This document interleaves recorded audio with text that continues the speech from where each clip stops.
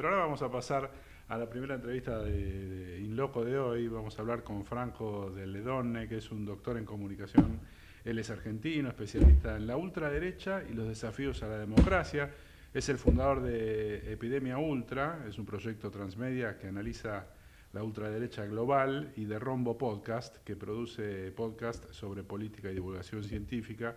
También trabaja como investigador y divulgador y tiene una coautoría de libros y artículos sobre el tema. Y como para presentarlo nomás, él estaba en Twitter y se fue de Twitter. Se fue de Twitter porque Sabio, sí, en bien. desacuerdo con Elon, calculo. Así que bueno, vamos a hablar de esto y otras cositas más con Franco, a quien saludamos aquí, Chelo Ayala, Diego Villanueva. ¿Qué tal, Franco? Buenas tardes, ahí en Alemania estás, ¿no? Sí, ¿qué tal? ¿Cómo están? Buenos días para ustedes o buenas tardes, casi, ¿no? Bueno, una alegría tenerte acá y Diego es un gran seguidor del trabajo que vos haces, que Ujú. publicás también en redes y por ahí fue el contacto. Así que la primera pregunta es, a través de todos los estudios que vos vas haciendo y a través del análisis que vas realizando, ¿cuál es el mundo en el que nos encontramos ahora? ¿Es un mundo pre-Guerra Fría? ¿Es un mundo post-Guerra Fría? ¿O es un mundo completamente nuevo donde hay una derecha reconfigurada que plantea otros desafíos? ¿Qué es lo que estamos viviendo? Porque verdaderamente estamos desorientados. Eso sí es la realidad.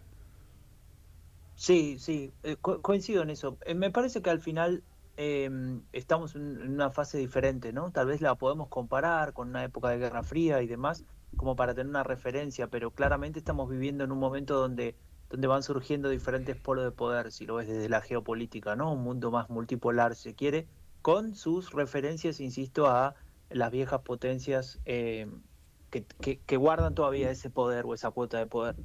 Con respecto al tema ideológico, creo que en todo el mundo lo que estamos viendo es algo que tal vez hace 15 o 20 años era inimaginable, y es el crecimiento de un pensamiento que podríamos ordenar en una ideología llamada ultraderechista. Después podemos discutir concretamente qué es eso y qué significa en cada lugar del mundo, porque también es cierto que el contexto modifica o condiciona, si quiere, esa visión, pero a grosso modo es un paraguas ideológico que de alguna manera termina reivindicando valores eh, que van en contra de lo que serían los valores democráticos, los valores del Estado de Derecho, los valores de la convivencia democrática, de intentar encontrar el consenso a través de compromisos o a través de de ponerse de acuerdo, ¿no? Y encontrar lugares donde podamos tener cuestiones en común y no estar apelando constantemente a la polarización y el disenso.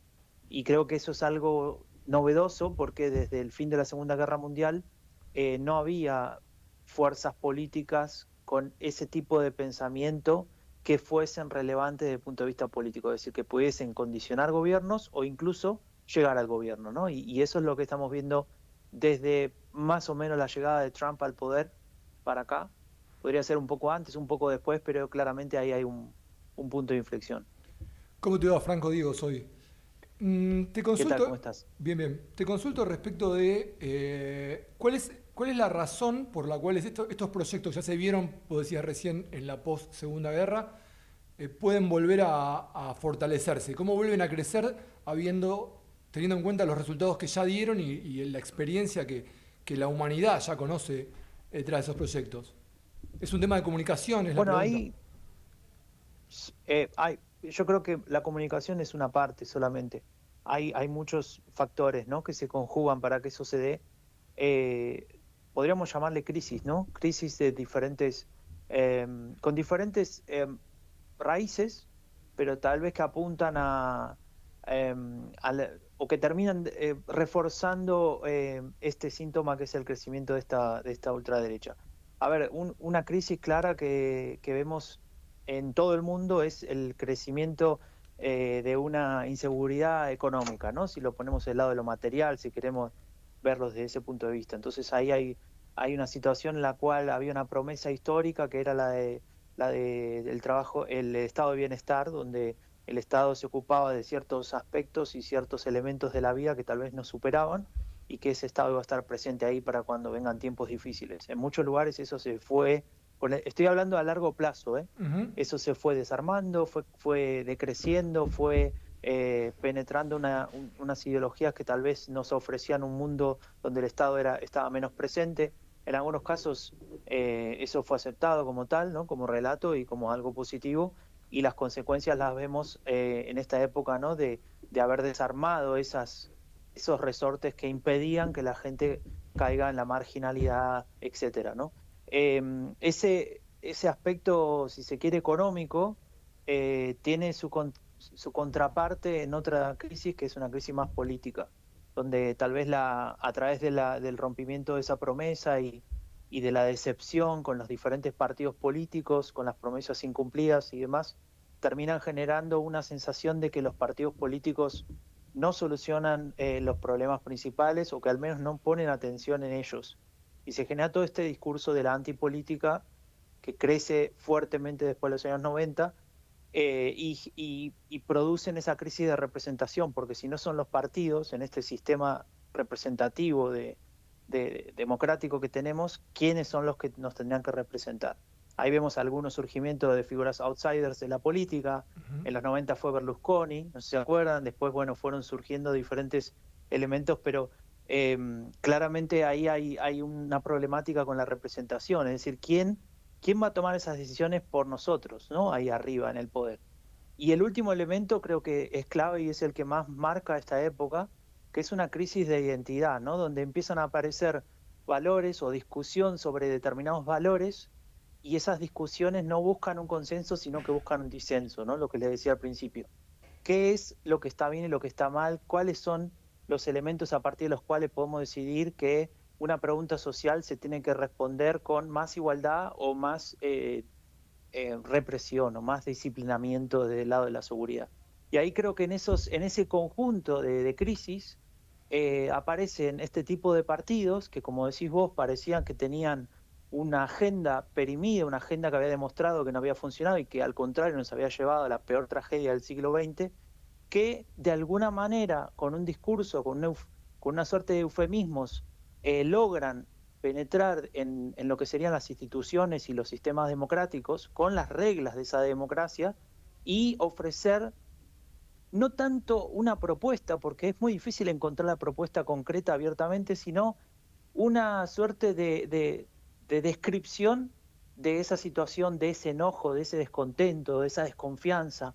Y ahí mucha gente se vio representada, al menos en poder decir: yo pienso así, yo estoy enojado con este sistema y no me ha solucionado o no cumple con lo que yo esperaba de esto. Y ahí es donde este tipo de partidos logra capitalizar el descontento, porque el resto, y ahí viene, si se quiere, la autocrítica que debería hacerse de este sistema, es el resto de los partidos no supieron dar respuesta a estos problemas, pensando que este es el mejor sistema que tenemos y lo único que tenemos. Fueron incapaces de encontrar reformas, encontrar mejoras, y lo que se hizo fue profundizar los problemas. Insisto que esto es una visión bastante de largo plazo, ¿no? Hay que imaginarse de los años 80 hacia acá, que es donde empiezan a surgir estos partidos de derecha radical o de ultraderecha, pero hoy vemos de alguna manera el fin de ese proceso. El fin, vos decís el pináculo, digamos, están como en la cresta de la ola. Exacto. Ok.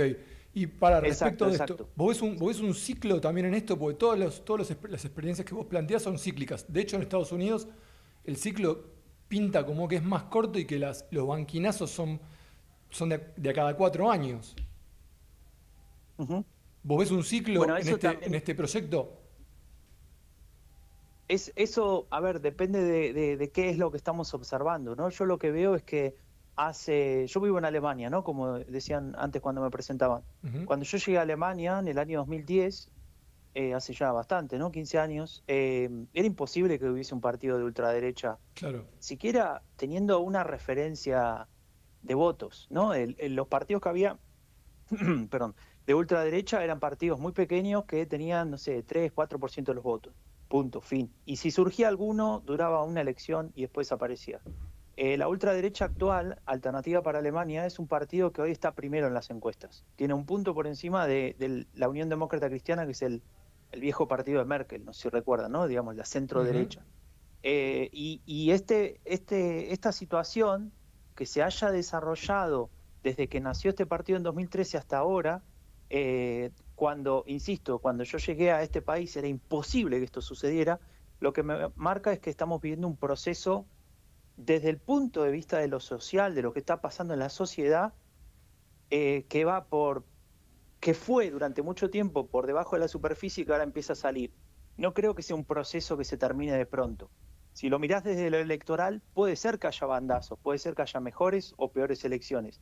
Pero si lo mirás Claro. desde el descontento social, desde la situación que reflejan solamente las elecciones, ¿no? Ese enojo o esa decepción aparece claramente. Y ahí hay otra cuestión también que lo contaba en este podcast que comentaban antes de Epidemia Ultra, que tiene que ver también con tal vez un relato, ¿no?, que estamos teniendo cada vez más presente en el consumo que tenemos, por ejemplo, de redes sociales o de este tipo de plataformas, y es la idea de que uno se puede salvar solo, ¿no? De que si uno se esfuerza, va a generar una suerte de dinámica del mérito a partir de la cual uno va a recibir sí o sí la recompensa, ¿no? Y si no recibe la recompensa, será porque no se esforzó lo suficiente. Entonces siempre va a haber una respuesta para esa situación negativa y lo que vemos en esa propuesta es que si bien el mérito obviamente es un factor y es importante y no hay que perderlo porque nos sirve como guía y como referencia, si se quiere, para tener motivación y demás, también hay otros factores que influyen en nuestra vida y en la vida de cualquiera. Y esos factores muchas veces no dependen de nuestra mano, de nuestro esfuerzo, de nuestro tiempo, de las ganas que tengamos, dependen de otras cosas. Y ahí es donde aparecen los valores sociales, ¿no? Donde compartimos esa experiencia más solidaria, ¿no? Cuando vos me llamás y me decís, necesito una mano para resolver algo, y yo pueda dejar mi tiempo, o mejor dicho, ocupar mi tiempo en vos, ¿no? Y en darte una mano. Y ahí es donde estamos viendo un discurso que va en contra de esas ideas y se refuerza este otro discurso de esta ultraderecha, que es la que poco a poco va dominando ciertas escenas políticas. No quisiera ser todavía muy pesimista, pero sí que veo que hay una tendencia a que ciertos valores democráticos tal vez empiecen a partir de ahora a verse de una manera diferente, ¿no? Y eso es un poco preocupante. Estamos hablando con Franco del Ledón, él es doctor en comunicación, tiene este trabajo extraordinario que tiene que ver con Epidemia Ultra, que es este proyecto transmedia que analiza las ultraderechas globales, y uno puede imaginarse, Franco, estas ultraderechas que entran como una especie de caballo de Troya en el mismo ecosistema, ¿no? Y después haciendo un paralelismo informático, como un troyano entran ahí. Y digo, ¿cuánto puede ser la vida de este troyano cuando, como vos bien subrayás, empiezan a desaparecer o empieza a trabajarse para destruir conceptos como justicia social, estado de bienestar, salud pública, universidad pública? Digo, ¿hasta qué momento hay una sociedad, según lo que vos podrás intuir, que puede llegar a resistir lo que se llama eufemísticamente en términos económicos como el ajuste necesario? Mira, ahí hay una discusión, ¿no?, sobre qué pasa cuando las sociedades cambian de tal manera, o mejor dicho, de una forma en la cual esas sociedades ni siquiera se dan cuenta que cambian. Porque es de una forma tan lenta y tan paulatina que a veces no nos damos cuenta, ¿no? Hay una metáfora que vi de un profesor mexicano, no recuerdo el nombre ahora, que explicaba o que trataba de explicar cuándo una democracia se vuelve un autoritarismo, ¿no? Y él decía, cuando eso sucede de manera efectiva, ni siquiera nos damos cuenta, porque es como si tuviésemos una botella de jugo de naranja, que cada día a esa botella, o a cada una de esas botellas, tenemos muchas de ellas, le ponemos una gota de agua, y después 2 gotas, y después 3 gotas, y después 4 gotas. Entonces, cuando uno toma esas botellas, una después de la otra, ¿en qué momento dejó de ser jugo de naranja y pasó a ser agua, no? Y esto es algo parecido. Y es interesante porque cuando lo analizás, tenés que mirar sí o sí en la estrategia de este tipo de fuerzas políticas. Y la estrategia conceptual no es actual, es de los fines de los años 60, 70, en la época del Mayo francés. Es decir, paralelo a esa época de crecimiento de las izquierdas, primavera de los pueblos y demás, había un grupo de pensadores en Francia que desarrollaron una idea opuesta, ¿no? Es decir, ¿cómo podemos hacer para que los valores de la extrema derecha vuelvan a ser atractivos? Imagínate una sociedad en la cual no había pasado mucho del fin de la Segunda Guerra Mundial, ¿no? Y en esa lógica decían, bueno, lo que hay que hacer es construir algo que sea aceptado por todos, un consenso social, que compartamos los valores. Una vez que podamos compartir esos valores, recién ahí vamos a poder disputar políticamente en una elección, por ejemplo. Es interesante porque esta gente de extrema derecha toma el concepto de Antonio Gramsci, que era de izquierda, que era marxista, ¿no? Y que había escrito la idea de hegemonía, seguramente lo habrán estudiado en su momento. Entonces lo que ellos plantean es, bueno, hay que construir una hegemonía y hay que hacer que una sociedad acepte que estos valores son los valores que hay que defender, que son los valores que tenemos que cuidar para que una sociedad no caiga en la decadencia, etcétera. Y ahí es donde yo me pregunto, frente a tu pregunta, respondo con otra pregunta, es si lo que aceptamos como modelo de sociedad y como modelo de país es ese que vos relatás, ¿no? De tal vez de un ajuste constante, de una pérdida de la justicia social, de un desprecio por el valor de la igualdad. Tal vez entonces ahí, ¿cuál sería el espacio de retorno a esas ideas? Si lo que está pensando una sociedad es que pensar en contra de eso es lo correcto. Entonces me parece que ahí recién lo que yo veo como luz de esperanza es cuando existan voces que puedan volver a poner a esos valores en un espacio de relevancia, ¿no? Y que no sean más denostados, sino todo lo contrario. Es muy difícil porque ahí se cruza la coyuntura. Entonces, si me hablas de Argentina, tenemos un montón de líos, ¿no? Aparte de esos. Y si te hablo desde Alemania o desde España o del país que sea, también existe esa coyuntura. Entonces eso tampoco hay que subestimarlo. Franco, pero sí que veo sí. Una situación complicada en ese sentido. Perdóname, tengo 10.000 preguntas, pero primero se me ocurre, ¿paga menos costos este tipo de proyectos en términos de opinión pública? Me pasa con el fútbol, viste que en el fútbol cuando viene un técnico, vos sos futbolero, viste cuando viene un técnico que pregona valores de juego bonito, de jugar la pelota por abajo, de respetar una identidad futbolística, si ese pierde, se le cae a la nuca. Ahora, si el que viene a regularla para cualquier lado pierde, bueno, pasa nada. La pregunta es, en este caso, este tipo de propuestas, ¿paga menos costos que la de la justicia social, si querés decirle?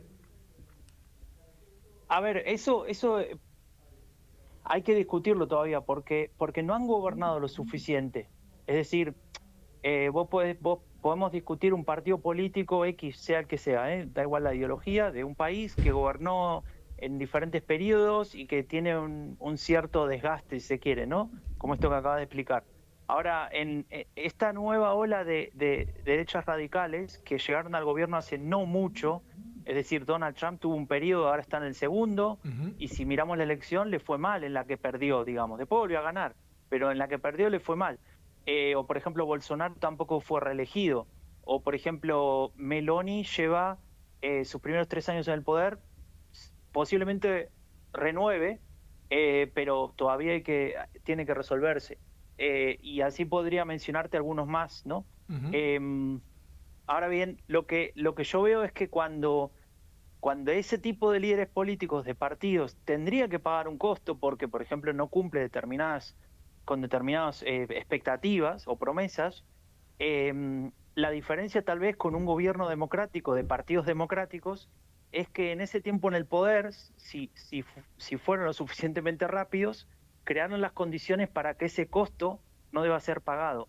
¿Por qué? Porque las elecciones no son limpias, o porque la justicia está cooptada, o porque el poder legislativo también es adicto. Y acá no estoy, no estoy teorizando, sino que te podría nombrar al menos el caso de Hungría, con lo que pasó con Víctor Orbán, que fue renovando paulatinamente la Constitución y generó las condiciones para que sea muy difícil que él tenga que pagar algún tipo de costo electoral, si querés, en principio, y lo mismo con Nayib Bukele en El Salvador, por ejemplo. Por nombrarte 2 ejemplos, si quieres, opuestos o alejados, quiero decir, geográficamente. Claro. Y ahí donde aparecen esas diferencias y donde me parece que podrían llegar a pagar un costo político en el caso de hacer un mal gobierno, pero en ese punto puede ser que las condiciones por algo son un partido o son partidos de ultraderecha y no de derecha tradicional o mainstream, que hubiesen generado las condiciones para que eso ya no funcione así, ¿no? La última, Tiago, tendríamos 1000. ¿Qué ves en la elección de Estados Unidos de Nueva York con el triunfo de Mamdani? Bueno, yo lo que veo es que hay mucha euforia, ¿no? De ciertos sectores, si se quiere, más a la izquierda del espectro político. Me parece que fue una campaña electoral llamativa, me hizo acordar un poco, no por el contenido, pero sí por el impacto que generó a lo que fue Barack Obama en el 2008, ¿no? Cuando hizo esa campaña de Yes We Can y demás. Y me parece interesante como fenómeno, pero yo, de hecho lo hablaba con un amigo hace un tiempo, yo soy más cauto, ¿no? Con tomar banderas o referencias políticas a partir de campañas electorales, ¿no? A partir de un momento que puede ser muy importante y muy revelador y tal vez puede ser un Una signo de tendencia. cambio de época Sí. o como sea, pero soy más cauteloso, o sea, me parece que hay que mirar la política y este tipo de elementos desde una perspectiva un poco más larga, en la medida de lo posible. ¿Para qué? Para, primero, no levantar las expectativas donde no tienen que estar, y segundo, para poder evaluar el fenómeno, porque cuando este señor llega al gobierno va a ser el alcalde de una ciudad, Claro. posiblemente la más importante del mundo, pero ¿cuánto puede cambiar y mover e inspirar? Tal vez algunas cosas, tal vez otras, pero tiene eso que ver con las problemáticas que te estaba mencionando durante todo lo que hablamos recién. Ahí es donde me hago la pregunta, no por criticar a él o por pensar que eso no sirve, sino por medir si esas expectativas de verdad son las que tendríamos que tener. Bien, clarísimo. Gracias, Franco. No, gracias a Un ustedes. saludo. Un fuerte abrazo. Franco del Ledone aquí Gracias. en Inloco.